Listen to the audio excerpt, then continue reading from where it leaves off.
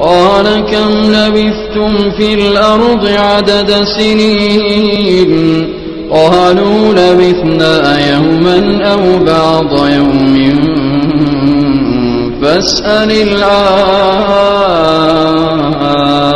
العادين قال إن لبثتم إلا قليلا لو أنكم كنتم تعلمون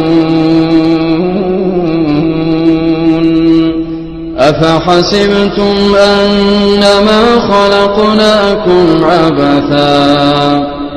وأنكم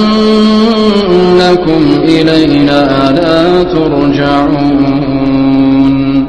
فتعالى الله الملك الحق